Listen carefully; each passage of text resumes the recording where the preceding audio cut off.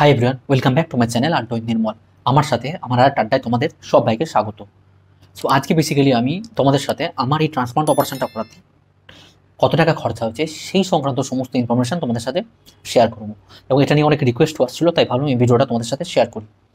আর এর পরের ভিডিওগুলোতেও কিন্তু সমস্ত যে রিকোয়েস্টেড ভিডিওগুলো এসছে, যেমন ধরো এই ট্রান্সপ্লান্টের যে প্রসেসটা, মানে প্রথম থেকে শেষ পর্যন্ত কী কী লিগাল প্রসেস আমাকে ফলো করতে হয়েছে, কোর্ট প্রসিডিউর বলো, ডকুমেন্ট সাবমিশন বলো, এই সমস্ত কিছু নিয়ে আমি একটা ভিডিও বানাবো। প্লাস কিডনি কীভাবে আমরা অ্যারেঞ্জ করতে পারি বা কিডনি কীভাবে আমরা পেতে পারি সেই সংক্রান্ত বিষয়ে একটা ভিডিও বানাবো। তারপর ফিনান্সিয়াল হেল্প আমরা কী করে কী পেতে পারি, তার জন্য কী করতে হবে সেই সংক্রান্ত বিষয়ে ভিডিও বানাবো। তো এখন আমি এই ভিডিওগুলি আপাতত বানাবো যেগুলো সবাই রিকোয়েস্ট করছে। তো চলো আজকে ভিডিওটা শুরু করা যাক। সো তোমাদেরকে তো আমি আমার এই ট্রান্সপ্লান্টের যে কত টাকা এস্টিমেট দিয়েছিল বা কত কী খরচা হয়েছিল সেই সমস্ত কিছু ইনফরমেশন তোমাদের আমি দেবো, প্লাস বিলও আমি তোমাদের দেখাবো। বাট তার আগে কিছু কথা আমার বলে নেওয়া দরকার। এখন দেখো, এই অপারেশনের ক্ষেত্রে না, এরকম একটা মেজর অপারেশনের ক্ষেত্রে ফিনান্সিয়াল হেল্প পাওয়া যায়। যেমন তুমি ধরো আমাদের রাজ্যে আছে স্বাস্থ্যসাথী স্কিম এবং পিএম রিলিফ ফান্ড বা প্রাইম মিনিস্টার রিলিফ ফান্ড থেকেও হেল্প পাওয়া যায়। তো কী হয়, এখন এই হেল্পগুলো পাওয়ার পর এখন ট্রান্সপ্লান্ট প্রাইভেট হসপিটালেরও যে ট্রান্সপ্লান্টের খরচা সেটা কিন্তু অনেকটাই কমে যায় এই হেল্পগুলো পাওয়ার পর। কিন্তু আমি যেটা বলতে চাইছি সেটা হচ্ছে যে এই খরচাটা শুধুমাত্র দেখেই কিন্তু ট্রান্সপ্লান্টের জন্য প্রাইভেট হসপিটাল চুজ করাটা বোকামির কাজ হবে। অবভিয়াসলি তুমি একটা কোন হসপিটালে অপারেশন করাবে, প্রাইভেট কি গভর্নমেন্ট, সেটা তুমি অবভিয়াসলি চুজ করবে তোমার ফিনান্সিয়াল স্ট্যাটাসের উপর, ঠিক আছে? এবার এটা আমি কেন বলছি, কেননা হচ্ছে যে শুধুমাত্র ট্রান্সপ্লান্টের খরচা দেখে তুমি যদি প্রাইভেট হসপিটালে অপারেশনের জন্য মানে ডিসাইড করো প্রাইভেট হসপিটালে অপারেশন করাবে, সেটা কিন্তু অনেক বড় ভুল হয়ে যাবে। কারণ এই ট্রান্সপ্লান্টের পরে বা ট্রান্সপ্লান্টের আগেও কিন্তু প্রচুর খরচা থাকে, যেগুলো গভর্নমেন্ট হসপিটাল থেকে করালে একদম প্রায় ফ্রিতেই হয়ে যাবে, কিন্তু তুমি যদি প্রাইভেট হসপিটাল থেকে করাও সেখানে কিন্তু প্রচুর টাকা খরচা হবে। একটু উদাহরণ দিই, তোমরা তাহলে আরও ভালো করে বুঝতে পারবে। এই যেমন ধরো ট্রান্সপ্লান্টের আগে ডোনারের সাথে রিসিপিয়েন্টের অনেক টেস্ট হয়। এই নিয়ে আমি এখন ওর ভিডিও বানাইনি, খুব তাড়াতাড়ি এটা নিয়ে একটা ভিডিও বানাবো যে ট্রান্সপ্লান্টের আগে ডোনারের সাথে রিসিপিয়েন্টের কী কী টেস্ট হয় সেই পুরো লিস্ট আমি সেটা নিয়ে একটা ভিডিও বানাবো বা কত টাকা খরচ হয়। তো হ্যাঁ, যেটা বলছিলাম, তো এই ট্রান্সপ্লান্টের আগে এই টেস্ট হয়, ঠিক আছে, রিসিপিয়েন্টের সাথে ডোনারে। এবার এই টেস্টগুলো তুমি যদি গভর্নমেন্ট হসপিটাল থেকে করাও সেখানে কিন্তু অনেক অনেক কম খরচায় হয়ে যাবে। কিন্তু সেটাই যদি তুমি প্রাইভেট হসপিটাল থেকে করাও সেখানে মিনিমাম 1.5 থেকে 2 লাখ টাকা খরচা হবেই হবে এই টেস্টগুলো করাতে। তাও তো আবার যাদের শরীরের মানে সমস্যা থাকে তাদের তো আরও অনেক বেশি। একটা নর্মাল যারা হেলদি মানে ঠিকঠাক আছে তাদের ক্ষেত্রে আমি এই কথাটা বললাম আর কি। তো এটা গেল ট্রান্সপ্লান্টের আগে। আবার ট্রান্সপ্লান্টের পরেও তুমি যদি দেখো, সেখানে ডাক্তার দেখানোর ক্ষেত্রে তুমি যদি একটা গভর্নমেন্ট হসপিটালে ডাক্তার দেখাও সেখানে কোনো ফিজই লাগবে না। বা মেডিসিনের ক্ষেত্রে বলো সেখানেও কোনো প্রায় টাকা না লাগলে মানে না এর মতোই আর কি। এটা তুমি যদি প্রাইভেট হসপিটালে করাও, একটা প্রাইভেট হসপিটালের একটা ডাক্তারের ফিজ এখন মিনিমাম 1500 থেকে 2000 টাকা। তুমি যতবার দেখাতে যাবে ততবার তোমার সেই ফিজ লাগবে। হ্যাঁ, যদিও আমাকে এখানে আমাদের আরএনটি করে 1 মাস পর্যন্ত ফ্রি ছিল, মানে ডিসচার্জের পর থেকে 1 মাস পর্যন্ত ফ্রিতে ডাক্তার দেখাতে পারছিলাম, বাট তারপর থেকে কিন্তু টাকা লাগছে। আচ্ছা, এই যে ট্রান্সপ্লান্টের পর 7 দিন অন্তর অন্তর যে টেস্টগুলো তুমি প্রাইভেট থেকে করো সেখানে টেস্টে অবভিয়াসলি অনেক বেশি টাকা লাগবে। সেখানে তুমি যদি গভর্নমেন্ট হসপিটাল থেকে করো সেখানে প্রচুর কম খরচায় হয়ে যাবে। তো আমার পয়েন্টটা বলার হচ্ছে এটাই, শুধুমাত্র ট্রান্সপ্লান্টের খরচা থেকেই কিন্তু কোনো হসপিটাল চুজ করাটা বোকামির কাজ হবে। এর যে ট্রান্সপ্লান্টের আগের খরচা এবং ট্রান্সপ্লান্টের পরের খরচা এগুলো কিন্তু প্রাইভেট হসপিটালে প্রচুর পরিমাণে হয়। তো সেটাই ভেবেই কিন্তু either government are either private সেগুলোই কিন্তু চুজ করা উচিত। আই হোপ আমি তোমাদের পয়েন্টটা বোঝাতে পেরেছি। তো গভর্নমেন্ট হসপিটাল যেমন ধরো আমাদের এসএস কিম বা পিজি আছে যেটা আমরা, আর প্রাইভেট হসপিটাল যেমন ধরো এই আরএন টেগার আছে, অ্যাপেলো আছে, হ্যাঁ, বেলভিউ আছে, পেয়ারলেস আছে, রুবি আছে, এই সমস্ত হসপিটালেই কিন্তু ট্রান্সপ্লান্ট হয়ে থাকে। তো সুতরাং কোন হসপিটালে তুমি ট্রান্সপ্লান্ট অপারেশন করাবে সেটা কিন্তু ফিনান্সিয়াল স্ট্যাটাস দেখেই চুজ করা উচিত, ঠিক আছে? সো এবার আসি আমার ট্রান্সপ্লান্ট অপারেশনের খরচাতে। তো এক্ষেত্রে আরেকটা তোমাদের ইনফরমেশন দিয়ে রাখি, এই প্রাইভেট হসপিটালেও যে ট্রান্সপ্লান্টের যে খরচা সেটাও কিন্তু পার্সেন্ট টু পার্সেন্ট ভ্যারি করে। যেমন একটু উদাহরণ দিই, যেমন হচ্ছে যে ব্লাড রিলেশন ট্রান্সপ্লান্টের ক্ষেত্রে খরচাটা একটু কম হয়। আবার নন রিলেটেড, আমার যেমন নন রিলেটেড ট্রান্সপ্লান্ট হয়েছে তো আমার খরচাটা একটু বেশিই লেগেছে। তো নন রিলেটেড ট্রান্সপ্লান্টের ক্ষেত্রে খরচা একটু বেশিই হয়। আর তারপর আবার হচ্ছে যে সেম ব্লাড গ্রুপের যারা সেম ব্লাড গ্রুপের ট্রান্সপ্লান্টের ক্ষেত্রে খরচা একটু কম হয়। আবার এবিও ইনকম্প্যাটেবল ট্রান্সপ্লান্ট, মানে যেটা অন্য ব্লাড গ্রুপের থেকে অন্য ব্লাড গ্রুপে যে ট্রান্সপ্লান্ট হয় সেক্ষেত্রে একটু খরচা বেশি হয়। আর সেক্ষেত্রে একটা ছোটো ইনফরমেশন দিয়ে রাখি, আমি কিন্তু এই যে 3-4 দিন ওখানে ভর্তি ছিলাম সেখানে কিন্তু মানে ট্রান্সপ্লান্টের অপারেশনের আগে জেনারেল ওয়ার্ডে সেখানে কিন্তু প্রচুর প্রচুর এবিও ইনকম্প্যাটেবল ট্রান্সপ্লান্ট অপারেশন হচ্ছে কিন্তু। সুতরাং এটা নিয়ে একটা ভুল ধারণা আছে যে অন্য ব্লাড গ্রুপে ট্রান্সপ্লান্ট হলে সেটা সাকসেসফুল হয় না, সেটা কিন্তু একদমই মিথ্যে কথা। অন্যান্য ব্লাড গ্রুপেরও কিন্তু ট্রান্সপ্লান্ট, হ্যাঁ প্রথম দিকে এটা অনেক কঠিন ছিল, মানে তখন প্লাজমা থেরাপিটা অনেক কষ্টকর ছিল, কিন্তু এখন প্লাজমা থেরাপিটা আগের মতো আর কষ্টকর নয়, এখন অনেক বেশি ইজি হয়ে গেছে। এবং ওখানে আমি দেখছিলাম যাদের প্লাজমা থেরাপি হচ্ছিল তারা কিন্তু ঠিকঠাকই ছিল, মানে যাদের ওই নন নন ম্যাচিং আর কি যাদের ট্রান্সপ্লান্ট হচ্ছিল। তো সেটা কিন্তু তোমরা চাইলে যদি তোমাদের সেম পরিবারের মধ্যে যদি সেম ব্লাড গ্রুপ না থাকে সেক্ষেত্রে কিন্তু তোমরা এই এবিও ইনকম্প্যাটেবল ট্রান্সপ্লান্টের ক্ষেত্রে কিন্তু যেতে পারো। তো যেমনটা বলছিলাম যে ট্রান্সপ্লান্ট প্রাইভেট হসপিটালে কিন্তু ট্রান্সপ্লান্টের যে বিল সেটা কিন্তু ভ্যারি করে, যেমন তোমাদের বললাম রিলেশনের ক্ষেত্রে ভ্যারি করে, আবার নন রিলেটেডের ক্ষেত্রে ভ্যারি করে, সেম ব্লাড গ্রুপের ক্ষেত্রে ভ্যারি করে, আবার সেম ব্লাড গ্রুপ নয় সেরকম ক্ষেত্রেও ভ্যারি করে। তো আমাকে যে ট্রান্সপ্লান্টের যে দেওয়া হয়েছিল এস্টিমেটেড ফর্ম সেটা হচ্ছে এটা, তোমাদেরকে আমি দেখাবো। সেটা হচ্ছে 29শে আগস্ট আমি এই ফর্মটা পেয়েছিলাম, মানে 29শে আগস্ট আমাকে এই ফর্মটা দেওয়া হয়েছিল। এস্টিমেট ফর্মটা কখন দেওয়া হয়, যখন মানে এই টেস্টিংয়ের ম্যাচিং যখন সব কিছু হয়ে যায়, টেস্টিংয়ের যখন ম্যাচিং হয়ে যায় এবং তখন আমাদেরকে কিছু ডকুমেন্টস দিতে বলে জমা, সেই ডকুমেন্টসগুলো যখন আমরা জমা দিই হসপিটালে সেই দিনই এই এস্টিমেটেড ফর্মটা দেওয়া হয়। আর এই এস্টিমেটেড ফর্মটা হসপিটালে যেটা দেওয়া হয় সেটা 6 মাসের জন্য ভ্যালিডিটি থাকে, ঠিক আছে, এটা একটা ইনফরমেশন দিয়ে রাখলাম। তো একটা যে এস্টিমেটেড ফর্ম সেটা 6 মাসই ভ্যালিডিটি থাকে, যে এখানে মানে এখন যেমন ধরো আমাকে যে ভ্যালু দিয়েছে এই ফর্মটায় সেটা কিন্তু যদি দুদিন পর বেড়েও যেত সেই ফর্মটা কিন্তু আমার তখন সেই অ্যামাউন্টটা আমাকে দিতে হতো না, আমাকে কিন্তু এই পুরোনো অ্যামাউন্টটাও দিতে হতো। সো তোমরা দেখতেই পাচ্ছ এখানে যে আমাকে যে টোটাল যে ফাইনাল এস্টিমেট দেওয়া ছিল সেটা হচ্ছে 10,35,000 টাকা, মানে আমার যে অপারেশনের খরচা দেওয়া ছিল 10,35,000 টাকা। সো তোমরা দেখতেই পাচ্ছ যে রিসিপেন্টের জন্য যেটা খরচ সেটা হচ্ছে এই 5,14,800 প্লাস 50,200, আর নিচে দেখো একটা এটিজি কস্ট আছে মেডিসিন 1,75,000। তো এই তিনটে মিলিয়ে টোটাল 7,40,000 টাকা, মানে এটা হচ্ছে আমার রিসিপেন্টের খরচা। আর বাকি এখানে দেখো 2,75,400 আর 19,600, এই দুটো মিলিয়ে হচ্ছে 2,95,000, সেটা ছিল ডোনারের খরচা। তো এই ডোনার আর রিসিপেন্টের এই টোটাল খরচা নিয়ে প্যাকেজ ছিল আমার 10,35,000 টাকা।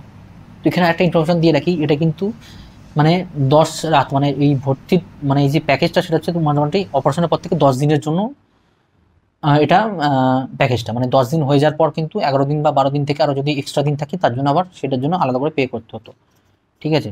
সো এখানে আরেকটা ইনফরমেশন তোমাদের দিয়ে রাখি, মানে সেদিন আমি প্রচণ্ড খুশি হয়ে গেছিলাম। কেন বলছি, কারণ সেই দিন আমাকে ওই এস্টিমেটেড ফর্মটা দেওয়া হয় এবং তার সাথে আরেকটা ফর্ম দেওয়া হয় যেখানে আমাকে আমার অ্যাপ্রক্সিমেটেড একটা ডেট দেওয়া হয় ভর্তির, সেটা ছিল 29শে নভেম্বর 2023।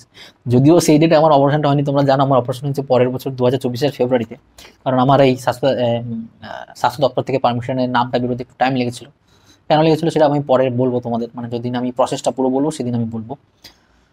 তো এই আমি তোমাদের দেখাচ্ছি, দেখো 29শে নভেম্বর 2023 অ্যাপ্রক্সিমেটেড একটা ডেট দিয়েছিল ভর্তি হওয়ার, 29শে নভেম্বর 2023, ঠিক আছে। প্রচণ্ড খুশি হয়েছিলাম এই ডেটটা পেয়ে, মানে ওই 2 বছর এই রোগটা হওয়ার পরে প্রথম যেদিন আমাকে অপারেশনের ডেট দেয় সিরিয়াসলি প্রচণ্ড খুশি হয়ে গেছি, ঠিক আছে। তো তোমরা দেখতেই পেলে এই হচ্ছে টোটাল আমাকে দেওয়া ছিল 10,35,000 টাকা, আমার যে এস্টিমেটেড সেটা কি অপারেশনের খরচ হিসাবে দেওয়া হয়েছিল, ঠিক আছে। আর এটা অনেক আগেই দেওয়া হয়েছিল, মানে অপারেশনের অনেক আগেই দেওয়া হয়ে যায়, যখন আমরা ওই সমস্ত ফর্মগুলোকে সাবমিটেড করি বা ডকুমেন্টসগুলোকে সাবমিটেড করি তখন আমাদেরকে এই অ্যাপ্রক্সিমেটেড খরচাটা দেওয়া হয়। তো এবার আসি আমাকে টোটাল কত টাকা পেমেন্ট করতে হয়েছে, ঠিক আছে। এই হলো আমার ফাইনাল বিল, এখানে দেখো একটা ডোনারের একটা রিসিপিয়েন্টের এই যে দুটো বিল, ঠিক আছে, এগুলো তোমাদের আমি দেখাবো।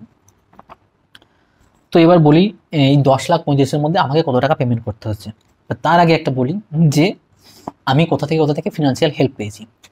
তো প্রথম যে ফিনান্সিয়াল হেল্প পেয়েছি সেটা হচ্ছে আমাদের যে স্বাস্থ্যসাথী কার্ড আছে সেই কার্ড থেকে আমি হেল্প পেয়েছি, ঠিক আছে। এবার তোমরা প্রত্যেকে জানো যে স্বাস্থ্যসাথী কার্ডের ব্যালেন্স থাকে 5 লাখ টাকা করে, ঠিক আছে। কিন্তু যেহেতু আমার এই কার্ডটা থেকেই ডায়ালিসিস হচ্ছিল, প্রায় 1.5 বছর ধরে আমি ডায়ালিসিস করেছি, তো সেহেতু ওই কার্ডে 5 লাখ টাকার পুরো ব্যালেন্স আমার ছিল না। এবং তোমরা জানো যে ওটা মার্চে মানে ইয়ার এন্ডিং হয়, তো মার্চে ওটা রিনিউ হয়ে যায়। আর যেহেতু আমার অপারেশনটা তার আগেই হয়েছিল সেই জন্য আর রিনিউ হয়নি কার্ডটা, সুতরাং আমাকে ওই যে ডায়ালিসিসের যে খরচা হয়েছিল এতদিন ধরে সেটা মাইনাস করেই আমাকে ব্যালেন্স দেওয়া হয়েছিল। তো 5 লাখ টাকা থেকে আমার যে ব্যালেন্স ছিল আমার স্বাস্থ্যসাথী কার্ডে সেটা হচ্ছে 3,87,800 টাকা। এই ব্যালেন্সটা হচ্ছে তোমার এই ব্যালেন্সটা হচ্ছে ছিল আমার স্বাস্থ্যসাথী কার্ডে। তার মানে তুমি ধরে রাখো 1,12,200 টাকা, মানে এই টাকাটা আমার ডায়ালিসিসে খরচ হয়ে গেছিলো 1,12,200 টাকা। ওইটা মাইনাস করে এই 3,87,800 টাকা এটা আমার স্বাস্থ্যসাথী কার্ডের ব্যালেন্স ছিল। তো এই টাকাটা পুরোটা পেয়েছি। আর তার সাথে প্রাইম মিনিস্টারের যে relief fund, PM relief fund, সেখানে আমি অ্যাপ্লাই করেছিলাম, সেখান থেকে আমি পুরো 3 লাখ টাকাটা পেয়েছি। তো আমার যে টোটাল হেল্প হয়েছে সেটা হচ্ছে এই 3,87,800 টাকা স্বাস্থ্যসাথী কার্ড থেকে, আর তার সাথে প্রাইম মিনিস্টার রিলিফ ফান্ড থেকে 3 লাখ টাকা, টোটাল এই 6,87,800 টাকা এটা আমি হেল্প পেয়েছি।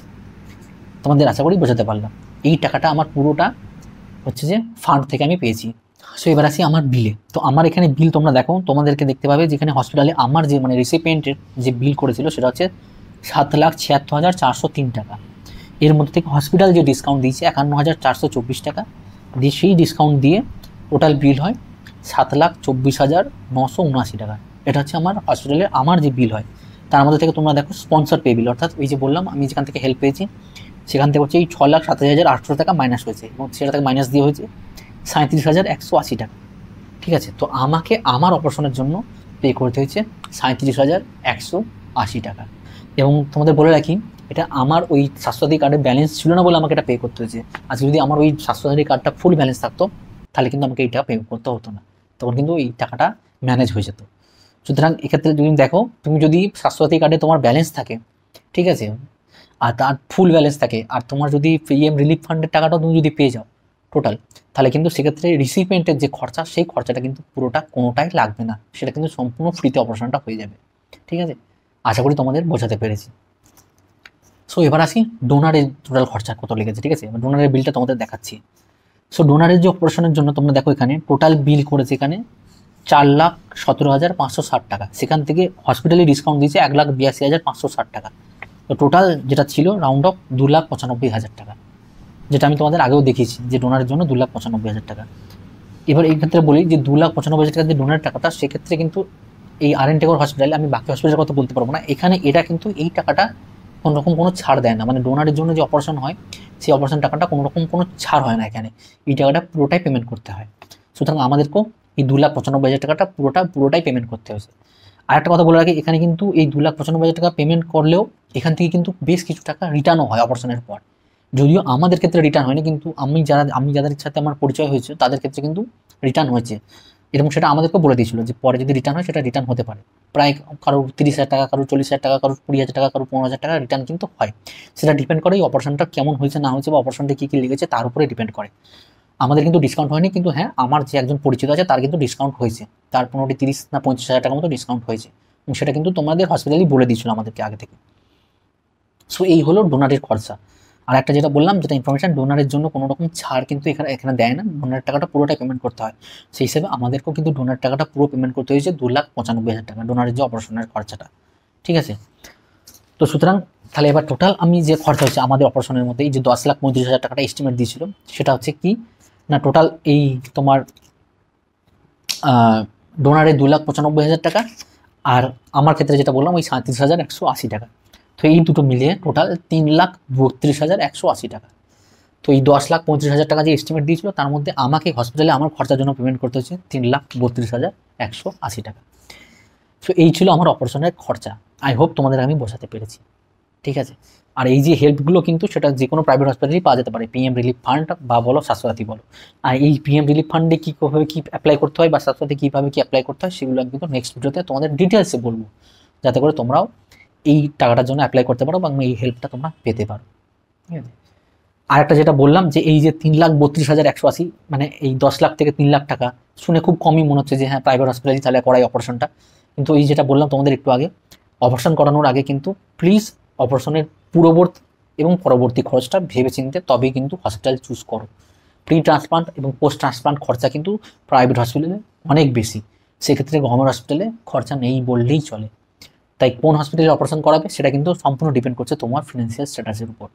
ঠিক আছে, সমস্ত কিন্তু খরচা চারদিকে মাথায় রেখেই তবে কিন্তু তুমি হসপিটাল চুজ করো। সো আমার ট্রান্সপ্লান্টের অপারেশনের খরচা রিলেটেড এই ইনফরমেশনগুলোই তোমাদের সাথে শেয়ার করা ছিল। আশা করি এই ইনফরমেশনগুলো তোমাদের কাজে লাগবে। বাকি তোমাদের এই ইনফরমেশনগুলো রিলেটেড কোনো রকম কোনো কোয়েশ্চেন থাকলে তোমরা আমার কমেন্ট সেকশনে করতে পারো, আমি চেষ্টা করবো সেগুলোর উত্তর দেওয়ার। বাকি ভিডিওটা ভালো লাগলে please do like, comment, share, আর আমার আড্ডায় নতুন হলে চ্যানেলটা সাবস্ক্রাইব করতে ভুলো না। তো দেখা হচ্ছে তোমাদের সাথে আবার পরের ভিডিওতে। Till then, take care of your health, কারণ শরীর ভালো থাকলে মন ভালো থাকে, আর মন ভালো থাকলে সব ভালো থাকে। দেখা হচ্ছে তোমাদের সাথে পরের ভিডিওয়।